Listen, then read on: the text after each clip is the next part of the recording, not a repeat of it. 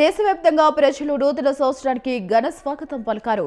అలాగే నవ వసంతం 2026కు తెలుగు రాష్ట్రాల భక్తి శక్తులతో ఘన స్వాగతం పలికాయి. నూతన సంవత్సరం ప్రారంభం సందర్భంగా తిరుమల, విజయవాడ కనకదుర్గమ్మ ఆలయం, వేములవాడ రాజన్న క్షేత్రం, యాదాద్రి లక్ష్మీ నరసింహస్వామి ఆలయం వంటి ప్రముఖ పుణ్యక్షేత్రాలు భక్తులతో కిక్కిరిసిపోయాయి. తెల్లవారుజాము నుంచే భక్తులు పవిత్ర స్నానాలు ఆచరించి ఇష్ట దైవాలను దర్శించుకుని ఏడాదంతా సుఖ సంతోషాలతో సాగాలని మొక్కులు చెల్లించుకున్నారు.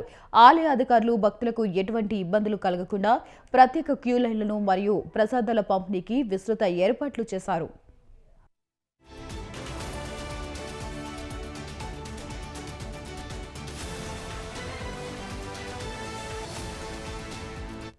మరోవైపు హైదరాబాద్ మహానగరంలో అత్యాధునిక సందడి నెలకొంది. బిర్లా మందిర్, చిలుకూరి బాలాజీ దేవాలయం, ఫిలిం నగర్ దైవ సన్నిధానం, జూబ్లీ హిల్స్, హిమాయత్నగర్ టీటీడీ దేవాలయాలు, సికింద్రాబాద్ ఉజ్జయిని మహంకాళి ఆలయం, బల్కంపేట ఎల్లమ్మ ఆలయాలకు భక్తులు భారీగా తరలివచ్చారు.